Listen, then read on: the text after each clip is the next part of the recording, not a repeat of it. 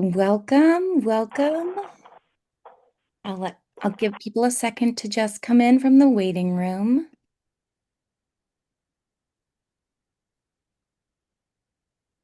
Thank you so much to everyone who's joining us live for today's presentation, Power in Crisis, Building a Fair Energy Future for Maine.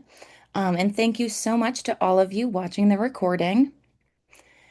Today, we're digging into an issue that touches every household in our state, the cost of keeping lights and heat on, and what it will take to build a fair, affordable, sustainable energy system rooted in the needs of Maine people and not corporate profits.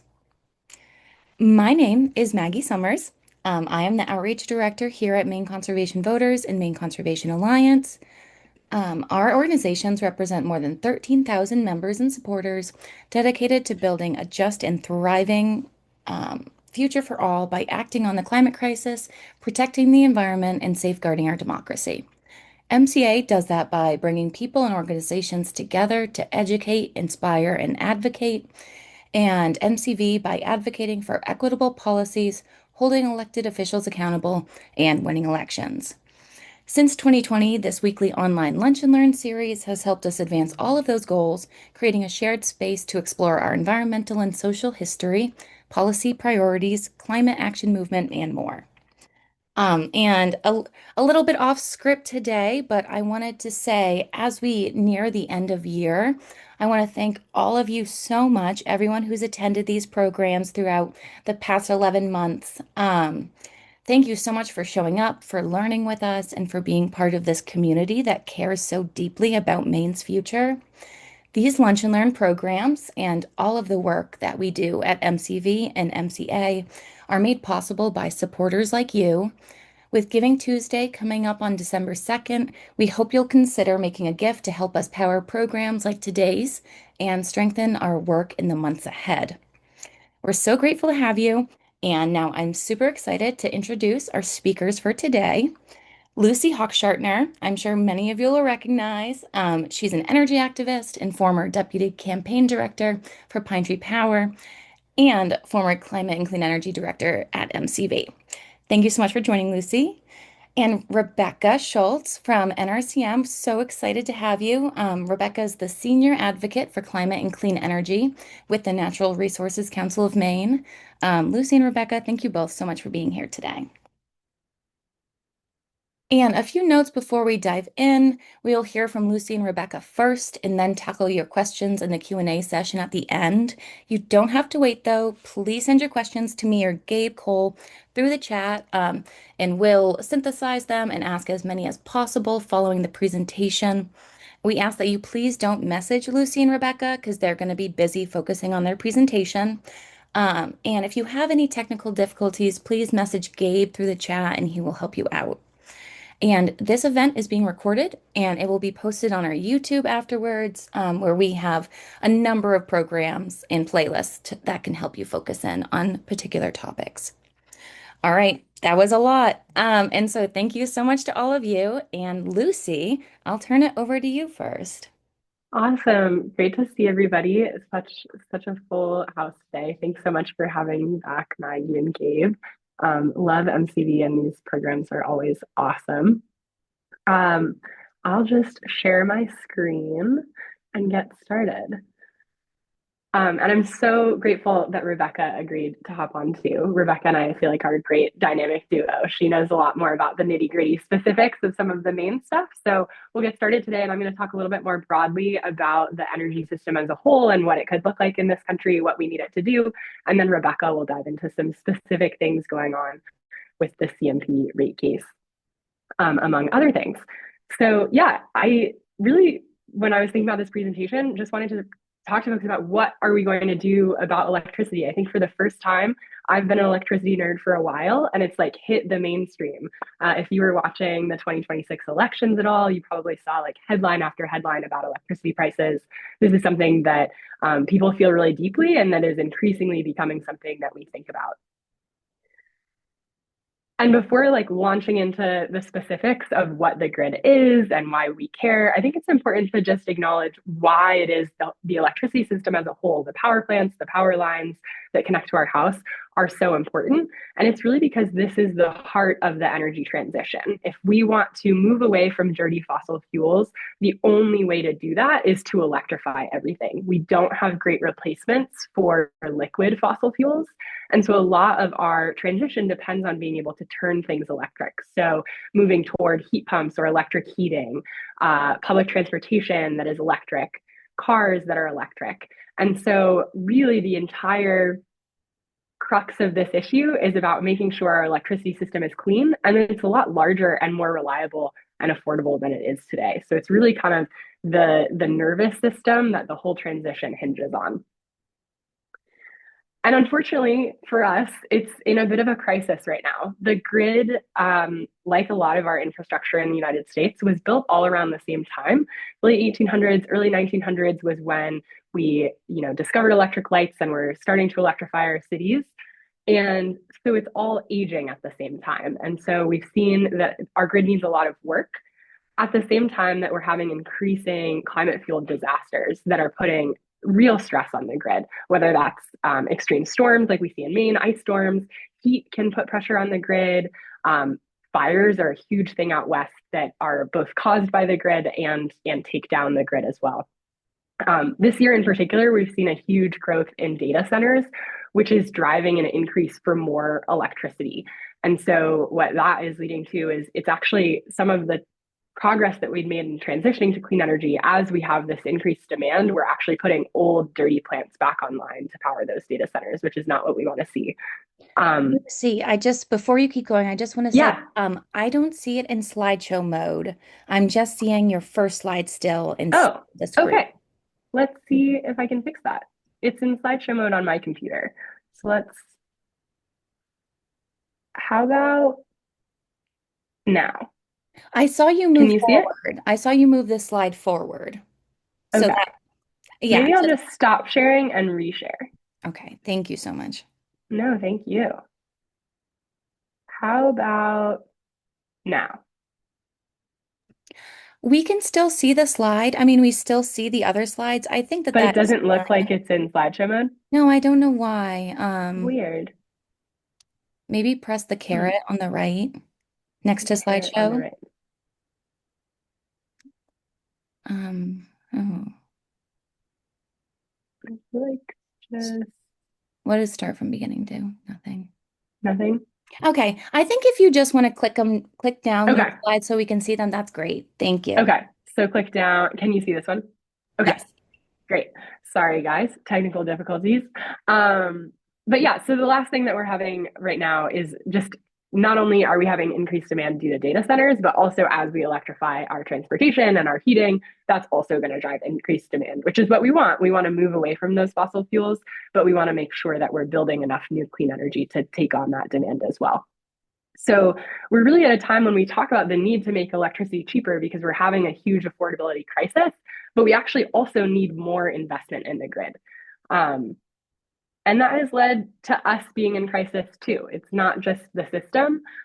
Utility prices rose at more than twice the rate of inflation last year.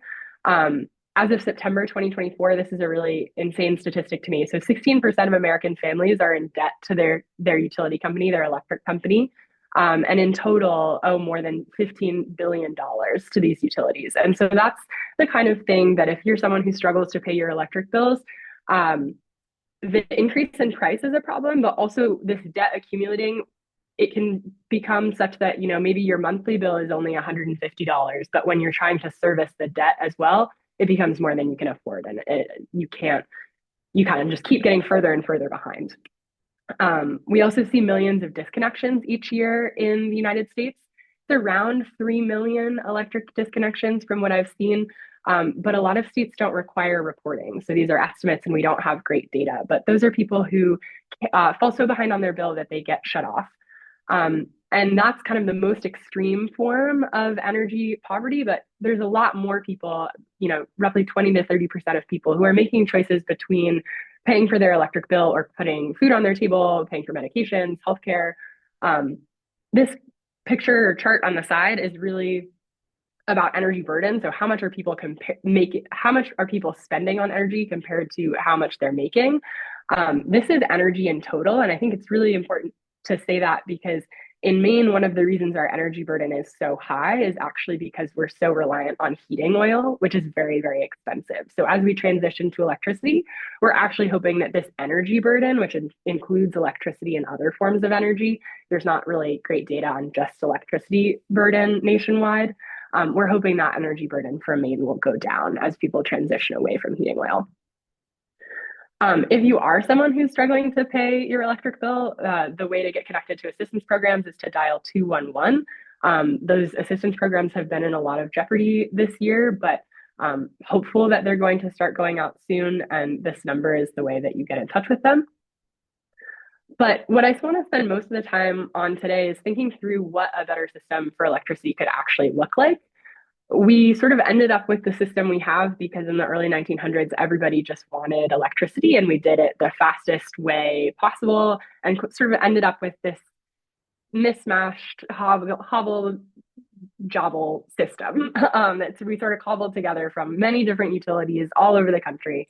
And when I think about an electricity service that would be better than what we have today, it would be something that's guaranteed service no matter what. So regardless of your personal income, your right to electricity is being treated as a right and not a privilege. It's 100% clean and safe electricity. So right now, a lot of our electricity not only is using fossil fuels that are obviously polluting the atmosphere and driving dangerous climate impacts, but they're also driving local toxic pollution. And so really you can have both those localized and global impacts from our energy system. We want it to be more reliable in the face of storms, wildfires. In some places, that's going to necessitate doing things like undergrounding lines. We want better clean energy jobs in this future system, and we want it to have democratic control. And so, something that I think about a lot is how do we make sure that people actually feel represented in this system and have a say over what it is they're actually paying for. And so, when I really think about this system, it's that we need all of this investment. And so the choice is it can't be like, should we pay for these things? Or like, do we actually want clean energy? We know that we need those things. And so the question really needs to become, how do we want to do those things and who should pay for it? But this is obviously not how our electricity system works now. So in terms of what we see in Maine and in many other places around the country, roughly 70% of customers in the US are served by corporate utilities. Those utilities are regulated by public utility or public service commissions. Those are generally at the state level. I think something that's important to know is that these corporate utilities lobbied for this system of regulation in the first place. So it's something that works quite well for them. They, in the early 1900s, spent a lot of time and effort through their trade association to get this form of regulation. And what that looks like is the PUCs are generally required to act as something like a judge. And they are supposed to balance corporate needs with customers. And so it's not ever like the fault of any individual commissioner. They're all trying to do really great work to regulate our utilities well and give us the service they need. But their job is actually not to provide like the best service for all customers. It's to balance the need for utility profit and customers reliable and affordable rates. And of course, when they're trying to be a judge like that, the corporations often have significantly more resources to argue their case. So if you think about it, kind of like a courtroom, you've got giant billion-dollar corporations on one side, the customers of Maine on another. And these customers are in most states and in Maine represented by the Office of the Public Advocate. So in Maine, that's Heather Sanborn. She does a great job, but again, it's her office against large corporations, which can lead to really slanted outcomes. And that is what leads to what's on your bill today. We have rate cases, which Rebecca is going to talk more about, but just sort of in terms of what makes it into your bill, here's a picture of a sample bill. You've probably seen something like this. If you want to know more about it, you should go to one of MCV's great presentations about what is actually on your electric bill. They'll dive more into it. But basically, it's split up into the supply side, which is the power plants, the actual like generation of electrons. That is not done by CMP and Versant. That's done by other companies. And so that money just gets passed through. That's generally lower the more clean energy you're able to put into the system. Solar is some of the cheapest forms of energy available. Offshore wind would do a lot to lower some of our peak prices where we're depending on really expensive natural gas. And then you've got the delivery side, which is the poles and wires. Mark Lawrence, who's one of our senators in Maine, has a great description. Transmission is kind of like the big ones, the arm of the system, and distribution is all the little fingers. So transmission lines are paid for regionally.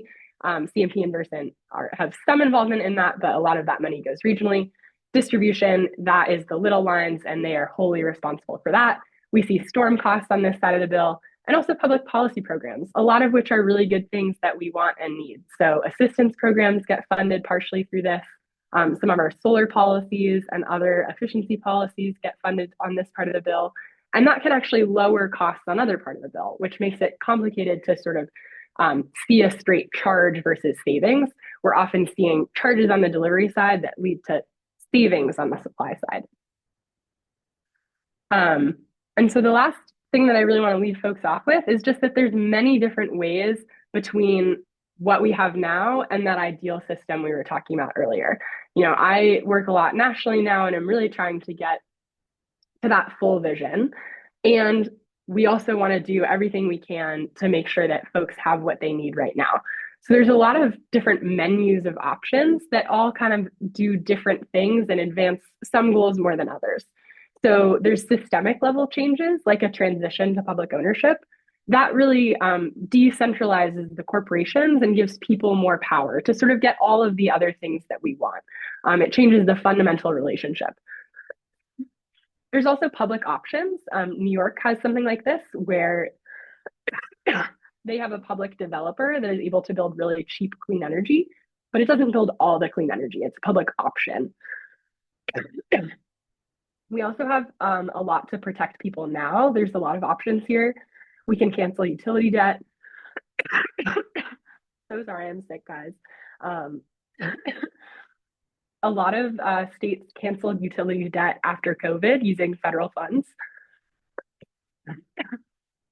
And then you can also cap return on equity. So that's like the profit that the utility makes.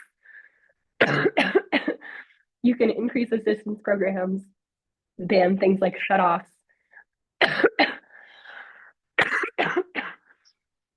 Move to more progressive rate making structures. So some states like Ohio is a great example.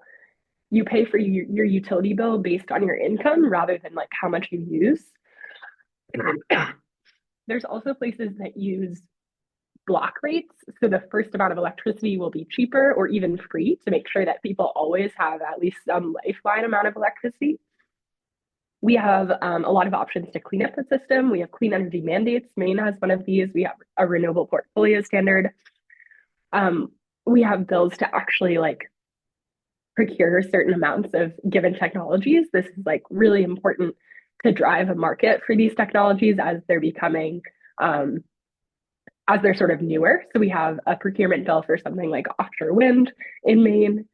Community choice aggregation is the ability for towns to keep using the utility for the poles and wires, but go out into the market and decide their own supply. So in a lot of places, this is a way to put more clean energy onto the system. If a town decides they want 100% clean energy and the state isn't quite there yet, they can sort of go out of their way to buy that clean energy. You can do a lot to decrease or shift usage. That's obviously the easiest way to spend less money on energy. We have weatherization programs, efficiency programs, all things that lead us to use less electricity. Demand response technology or rates. This is about structuring the system to value you using electricity at a certain time when other people aren't using it. Things to make sure that you're charging your EV at the right time. There's different rates and technologies that we can use to encourage people to do that. There's utility accountability laws, which prevent utilities from recovering lobbying money and rates. Maine has one of these. Performance-based rate making, I'd also put into this category. Basically, just using incentives to get the utility to do what they want. So often you'll give extra money in a rate case to encourage a certain outcome, like more clean energy or more accountability. And then, of course, better jobs. So, improved pay or training and apprenticeship programs, safety standards, or the ability to form a union. And I think the reason I separated these out like this, when I see sort of the gold standard, it is that transitioning to public ownership. You're able to really shift the system to put people over profit, which allows for a lot of other outcomes. It allows you to spend that money on things like clean energy or assistance and really shift the equation and the power system. Protecting people now, those things do a great job with immediate changes, but don't necessarily lead to more clean energy or anything like that, or fundamental changes in the system. And they cost a lot of money. The cleaning up the system, these things sometimes lead to lower bills and sometimes they don't. It depends on how they're structured. They have trade offs. The decreasing or shifting usage, it's the same thing. Decreasing usage obviously leads to lower costs, but shifting usage doesn't always. And so it's really important how we structure those programs. And same thing with utility accountability. Obviously, if you're preventing money from going into rates, that is going to save money, but performance-based rate making, sometimes those incentives can actually push rates to be higher, even though you do get what you want in the end. So the last thing I'll leave you off with is that Maine has a bill, LD 1949, that we worked on with Senator Ann Carney last year. She introduced. It's called the Energy Fairness Act. And it's about taking that first step toward doing some of these things to provide an immediate benefit to customers who are really struggling and setting us up to get to a fair energy future in the long run. If you're interested in this bill, you should get in touch with Maggie and sign the petition that gets sent out via email after this. Maggie will give you a call and help you get more involved. But this would expand shutoff protections, so making sure that people with medical conditions in Maine who need electricity to survive aren't getting that taken away. Increased utility accountability, so making sure that the the money that utilities spend in rate cases for their lawyers and consultants doesn't get passed through in rates, which it does right now. We pay for those things. We have improved reporting on things like shutoffs and debt so that we know the scale of the problem. More transparency around interconnection, so plugging new clean energy into the grid to make sure that we're able to move to a cleaner system in the future. And also having an improved consideration of environmental justice, so making sure that everybody has fair representation in this system. And with that, I will pass it over to Rebecca, who's also going to talk about some Maine specific things going on right now. That was awesome. Thank you, Lucy. Well, I was going to talk a little bit more specifically about CMP's rate case, which has been in the news recently and was just dismissed actually by the commission earlier this week. So that may have caught your attention, and it's so confusing that it certainly deserves a little bit of explanation, I think. So thanks so much, everyone who's here, and for MCV for organizing this so that we can chat about this. So rate cases, I think this follows on Lucy's presentation somewhat logically. Rate cases provide a really important opportunity for state regulators to closely scrutinize utility operations and investment plans and their financials, and to provide a check on rising prices. There aren't really any comparable opportunities. The rate case is really the vehicle to do this. So this was an important moment in time, given the affordability crisis that's affecting so many households and businesses in Maine. So in September, Central Maine Power, which is our largest utility here in Maine, with I think 600,000 or so customers, the largest investor-owned utility. They're an investor-owned utility who's owned by Avangrid, who is owned by Iberdrola, who is one of the biggest energy giants, a massive multinational company. CMP filed in September a rate case.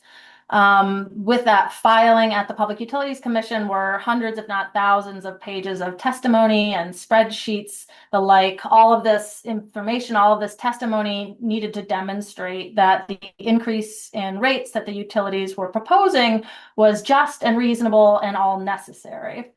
So that filing kicked off a formal quasi-litigation process at the Public Utilities Commission involving parties like commission staff, but also the Office of the Public Advocate, which has a responsibility to advocate on behalf of ratepayers, the Department of Energy Resources, Efficiency Maine Trust. NRCM was a formal intervener in this process alongside other environmental NGOs like the Acadia Center and Conservation Law Foundation. We also had AARP, a Facebook consumer group called CMP Ratepayers Unite, Our Power, among other interveners that were involved in this sort of formal process at the Public Utilities Commission. So before I go down the rabbit hole of describing what CMP's proposal included and what happened in these proceedings at the Public Utilities Commission, I just want to sort of describe what we're talking about here with respect to your electricity bill, because it's important to highlight from the outset that really the primary driver of high electricity in recent years is our region's reliance on expensive natural gas. We buy most of our electricity supply from the regional market, which is powered by over 60% by natural gas. And so that supply portion of our bills is very susceptible to natural gas prices. And this is all the supply portion of the electricity bill. So this is an important distinction to make here. Natural gas prices, by the way, have continued to rise. And it was just a couple days ago that the Public Utilities Commission announced that Maine's default supply contracts for 2026 will also be increased due to natural gas prices. So it's because natural gas prices that are up due to federal policies that are driving fossil fuel use and driving fossil fuel exports that Maine's default energy supply contracts for electricity from the region are also going to be going up. So we're expecting now to see between an $11 and $16 a month increase for the average household due to natural gas prices. So this is this huge vulnerability that Maine households are exposed to, this global market that we cannot control based on fossil fuels. This will be the largest increase we've had in 3 years. Back when Russia invaded Ukraine and global natural gas prices also spiked, we saw a huge increase in electricity price. So the number one thing that is driving high electricity rates is natural gas, is our dependence on the regional market. And that's why building zero cost renewables that reduce our dependence on the regional market is so important for long-term affordability. Solar, wind, storage, these remain the cheapest sources of electricity bill. They're even cost competitive with existing natural gas facilities in many circumstances. Solar and storage, you can build them really, really fast too. So these are fast options to reduce our dependence on fossil fuels and very expensive electricity supply from the regional market. So that was some unfortunate news that came out of the Public Utilities Commission this week, along with the more positive news to dismiss this increase proposed by Central Maine Power. So CMP's rate increase would have affected the delivery portion of the bill. The supply portion is different from the delivery portion, which is what CMP oversees. They were seeking to double the delivery portion of our electricity bill. They were asking for an additional $1.7 billion from its main customers over the next 5 years, which is a huge amount of money. That would have added $35 a month to the average household bill, or the equivalent of $420 a year. I'll just sort of go over some things now, break this down a little bit, and then we can get into more in the question and answer portion. But they were also asking, so they were asking to increase collections by $1.7 billion. They were also asking for pre-approval to spend more than $3 billion over the next 5 years. That's an enormous amount of spending for just 5 years of time. Hard to imagine how they could have even done that. This would have covered extensive reliability upgrades, as well as capacity additions that we know were based on forecasts of increases in load, increases in demand for electricity, that we know are outdated and overstate how much demand is likely to increase.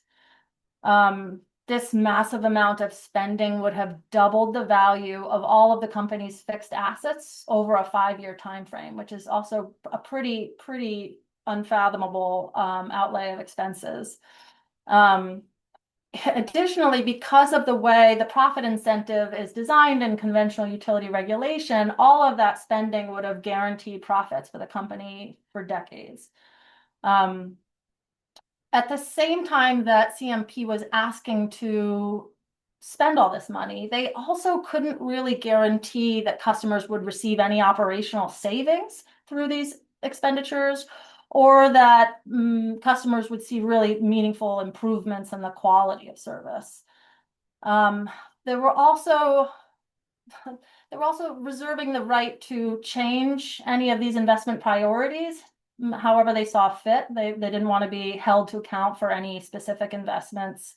And probably most worrisome was a number of what are called reconciliations, which would have shifted risk from the shareholders and the company itself to ratepayers, so that there would be annual adjustments year over year to push costs to ratepayers for core utility business operational functions like staff payroll and taxes, land taxes, and things like that. So there was just a number of very, very concerning things in this proposal. And then, even though they were seeking to shed risk and costs and shoulder that onto ratepayers, at the same time they were seeking to increase their allowed rate of return, which is something that Lucy just spoke to. This rate of return, this is how much CMP is sort of allowed to earn. It's called a return on equity, and this is something that's negotiated in a rate case. Part of the reason that a rate case is such an important lever of the regulatory system. This is something that would have been negotiated in the rate case and would have been decided ultimately by the commission. The return on equity determines how much the company is allowed to earn as a percentage of capital investments that it makes in Maine's electricity system. So in addition to getting paid back for all the investments, you make an additional percentage over what you've spent out. And in theory, this is to allow the utilities to be compensated for the risk that they're taking on in doing all of this work. So, to some extent, there's a reasonable profit margin that should be allowed, of course. But in this case, despite the fact that CMP was sort of proposing to shed a lot of risk and costs, it was also asking to increase its allowed rate of return from 9.35% to 9.8%. And so when you apply that percentage to the enormous spending that they were proposing, CMP was seeking to earn roughly $700 million over the next 5 years with this plan. So that's an enormous amount of profit at a time when Maine ratepayers could least afford it. Certainly we need investments in the grid, but we don't need public utilities to be earning above market returns on the back of ratepayers when they're hurting so badly. From a very high level, I think we can say that CMP's energy plan was just tipped very, very heavily in favor of its corporate owners without taking into consideration the affordability crisis affecting their customers here in Maine. And certainly we need investments so that our grid can better withstand storms that are fueled by climate change and deliver lower cost clean energy resources, but that has to be balanced with respect for the high costs facing Maine consumers. So this was the proposal that CMP, was there a question? I'm sorry.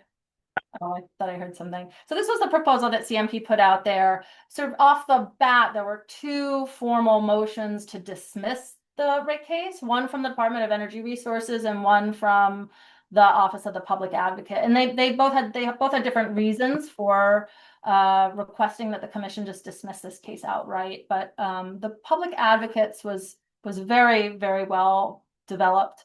And essentially made the case that at face value, the testimony that CMP has submitted does not justify this proposal as fair and reasonable.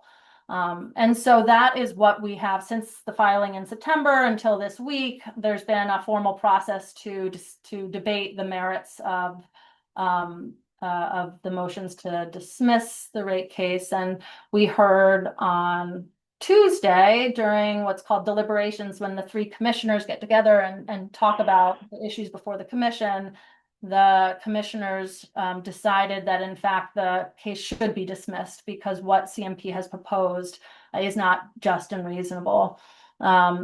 This, yeah, I'll leave that there for now. There's more to come, and certainly, CMP needs to come back to have their rates adjusted so that they can recover the costs that they're spending right now. So there will be increases to come.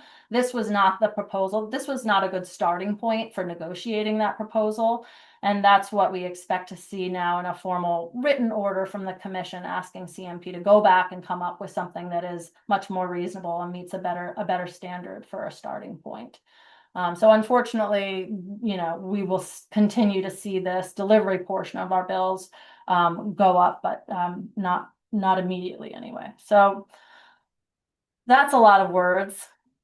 And I'll pause and pass it back to Maggie and Lucy for the next phase of this. Thank you both so much. We have gotten so many questions, so I'm definitely going to try and get to as many of them as possible. I'd love to start, since we've already been talking about the rate case. Rebecca, I thought that I could start with a question for you. I was wondering, was the findings of the PUC surprising for you? And did the case reveal anything to you about how the PUC weighs ratepayers' impacts versus utility priorities?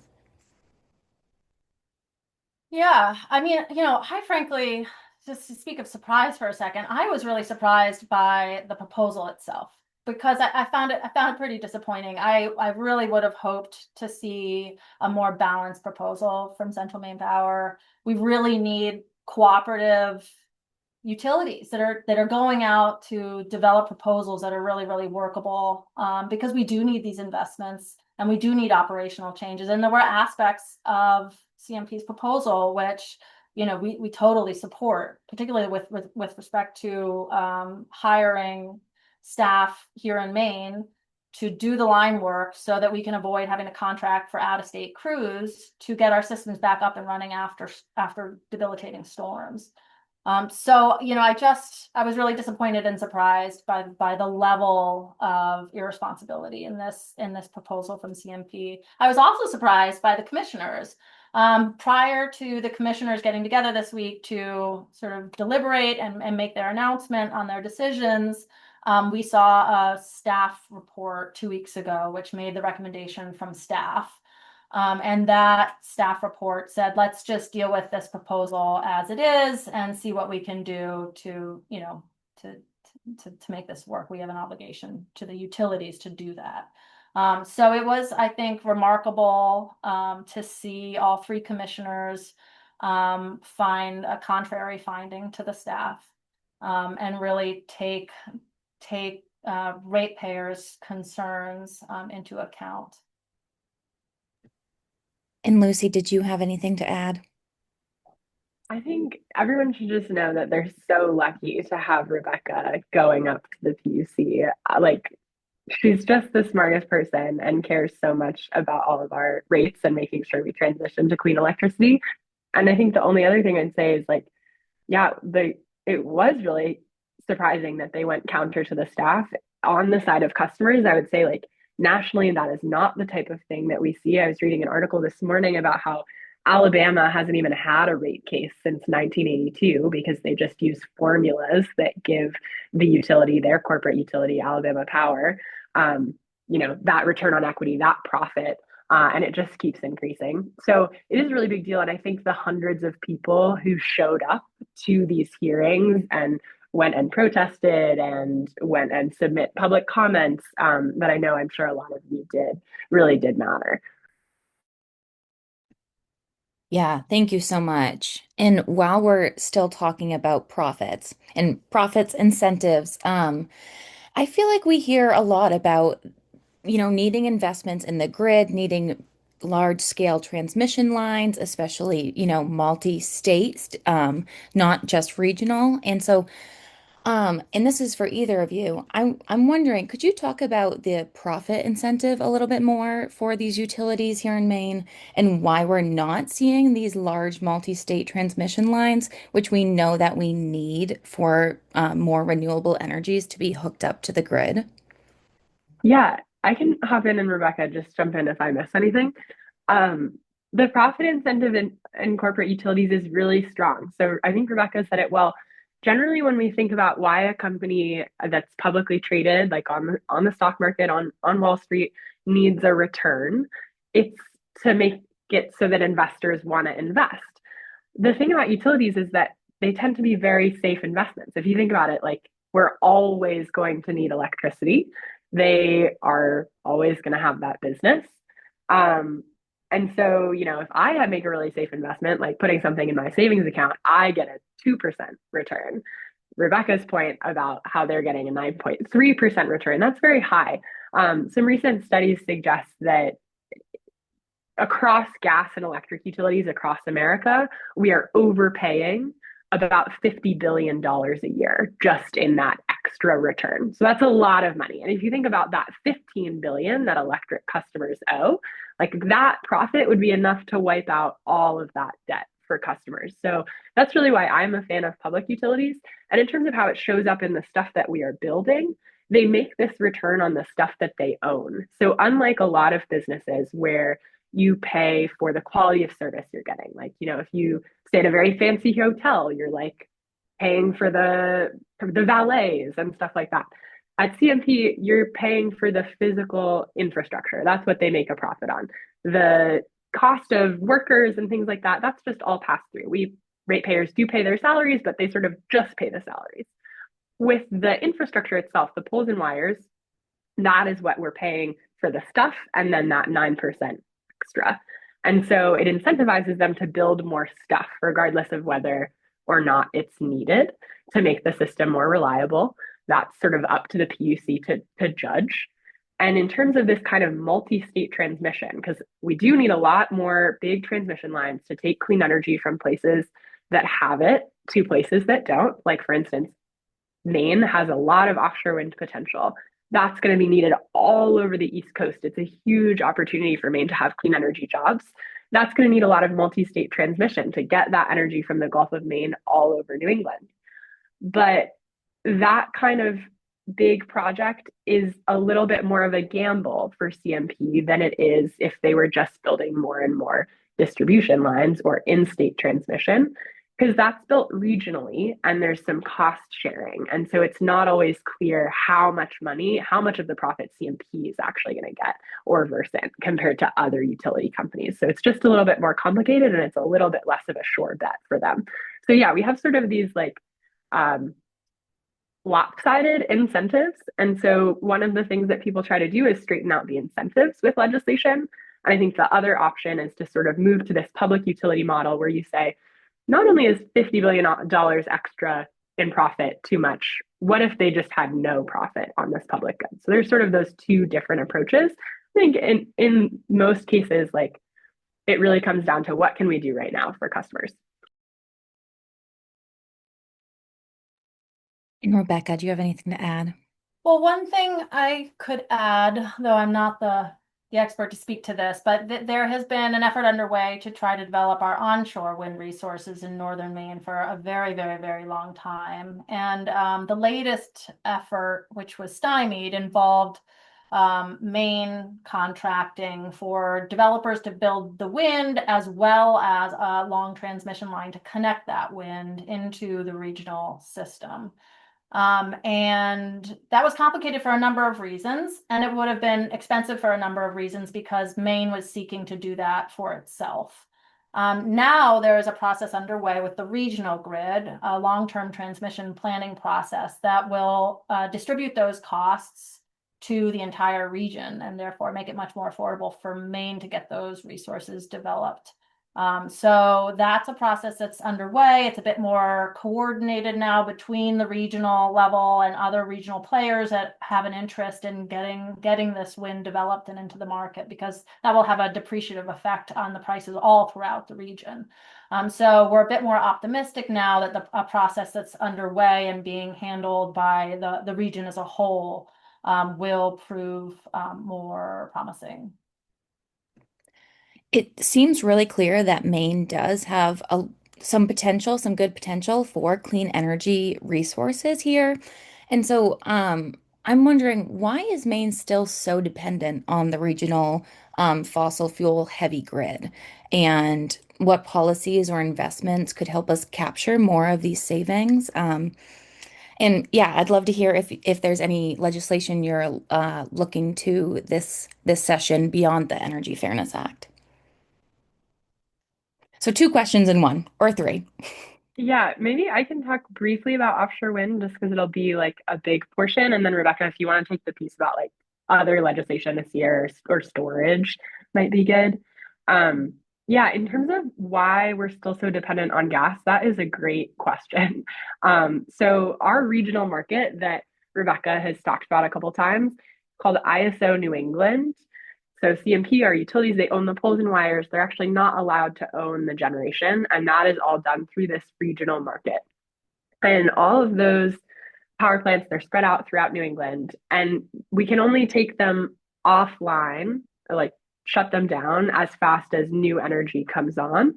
And if you think about New England in comparison to some states like out west, like if you think about a Texas, for instance, we have a very dense population. There's not actually like a whole lot of room for a ton of new onshore wind, onshore solar, or that's kind of the only solar. And so we're expecting that that will end up being about 50% of our electricity in the future, and that the whole other 50% is going to have to be offshore wind. It's a huge, stable electricity source that will help to get New England off of natural gas. And of course, we've seen that the federal government is very oppositional to that right now. And so Maine was moving forward with offshore wind and is still doing everything we can to prepare for when we're able to get permits to do that again. But that's really going to be the major source of our transition here in Maine, and it's been slowed down. But yeah, the other thing is this just it takes time to build. We need to invest in the workforce to build it. With COVID, we had all sorts of like supply chain problems. So I think that's where we see in some states like the market can do a lot. And then some of these public options, like in New York, they actually have similar renewable portfolio standard like we do that mandates moving to clean energy. But then they passed the second bill and said if the market can't make it happen, our own New York State Power Authority will actually just go ahead and start building clean energy that is cheap in case it's not happening organically. And I think that's some of the things that we're starting to think about in Maine is like, is this happening fast enough organically or not? Yeah, I think that's awesome. I'm so happy that you've mentioned public procurement repeatedly, because I do think that that's a really exciting option and opportunity for Maine.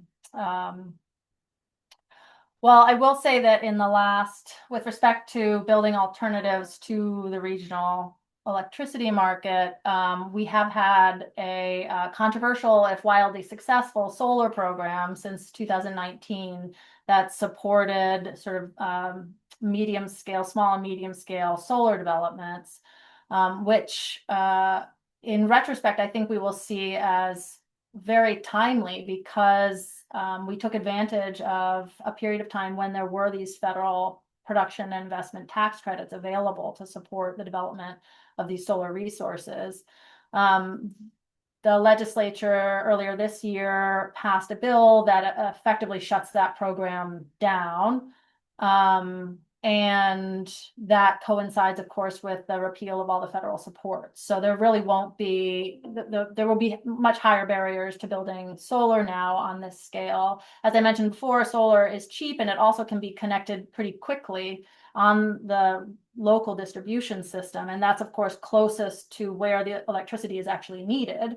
And so you avoid all the upstream transmission and distribution costs and capacity constraints and everything if you can build it closer to where you're going to use it. So that's something that in general we want to do. And because this program since 2019 has built so much solar, we've actually reduced our electricity demand during those sunny times of the day and year, when it turns out electricity is also the most expensive and the most polluting from the regional market. It's during heat waves in the summer when everyone is running their air conditioning that electricity demand spikes. And the regional market has to bring on increasingly expensive resources in order to meet that demand for electricity. And those increasingly expensive generators are fossil fuel generators. Those are the dirtier gas plants. Those are the very dirty oil and coal plants that are even brought on still to meet those peaks in demand. But here in Maine, because we have so much solar, we're actually producing a lot of local generation at those times that otherwise we would be dependent on the regional market when, you know, electricity is spiking at over $1,000. So, so that's a huge benefit to us that we got that solar in the ground and built when we did.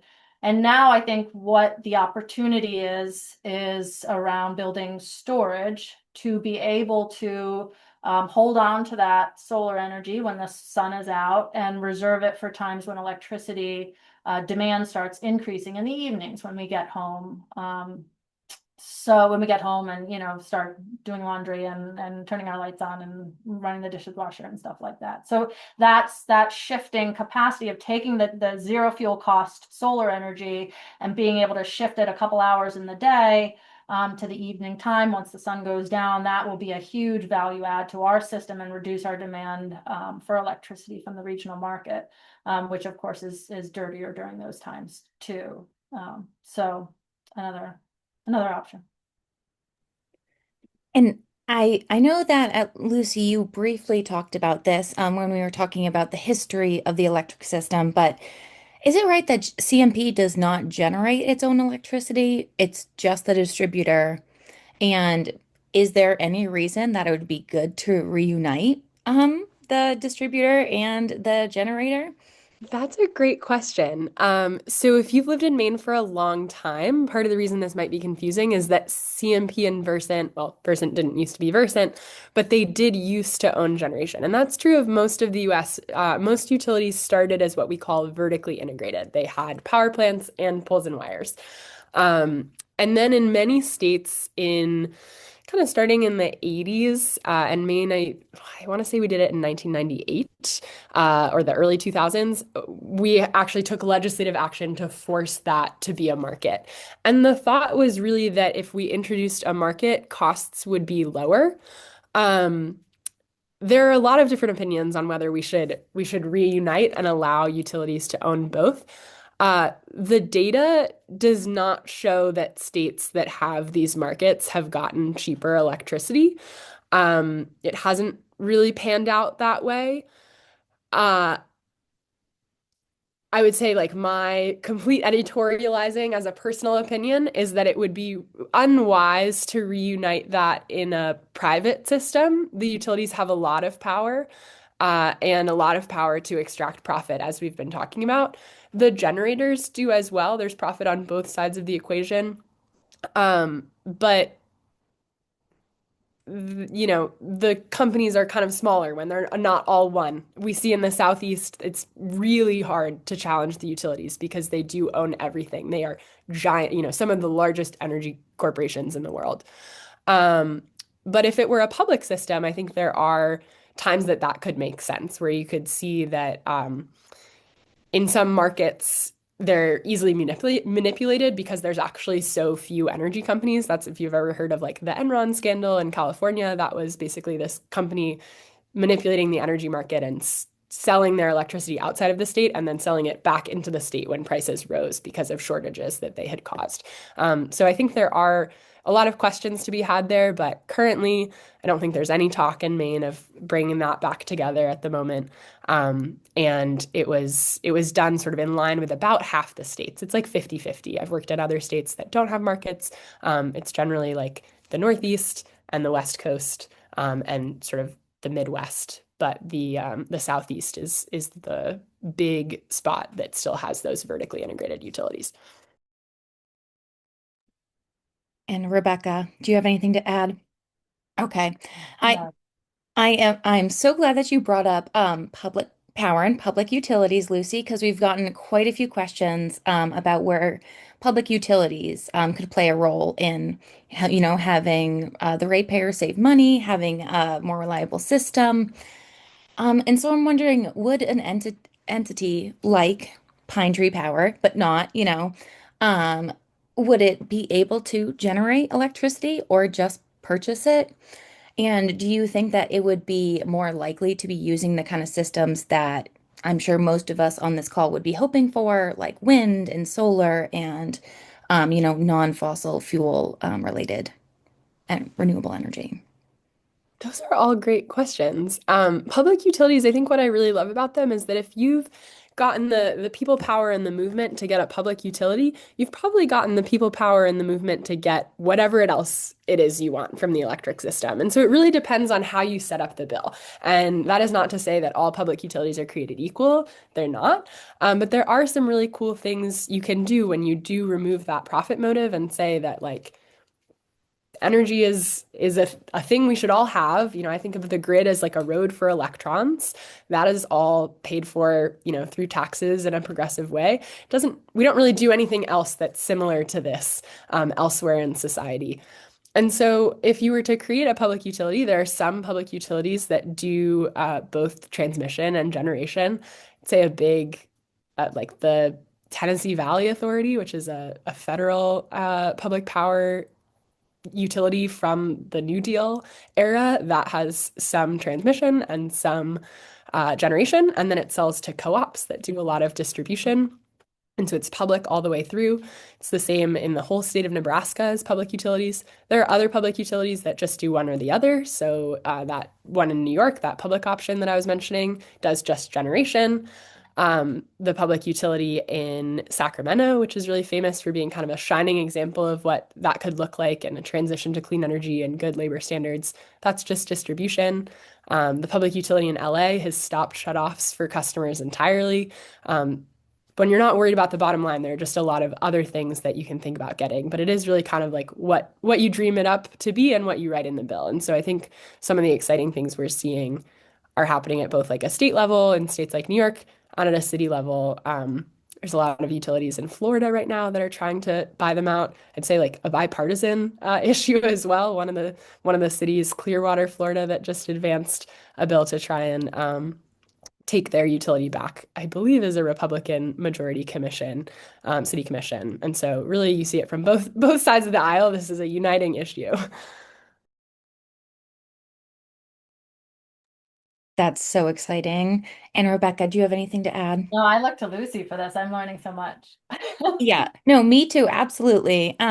Lucy, do you know if the public would have much of a say in how that would run, or is there like a process that people would be elected to it? I just love to hear a little more.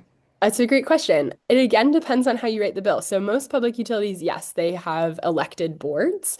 And how that election happens depends on how you set it up. So those statewide ones in New York, those are statewide elections. Most of the city ones, the person running your utility might just be someone that you know. And so you have a very much you're involved in the process the way we are at the state legislature here in Maine. But it's certainly a much more democratic process.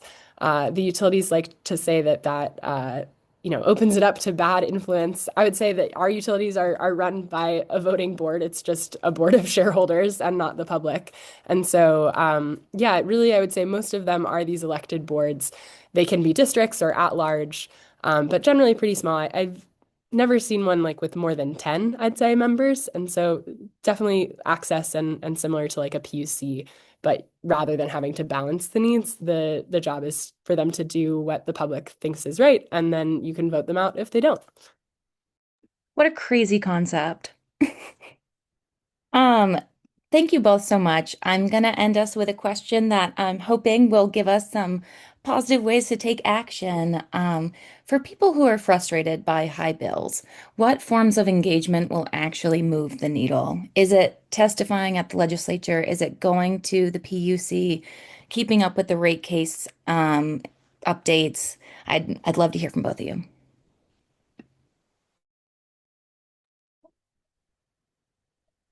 Well, You I don't start, know. Rebecca.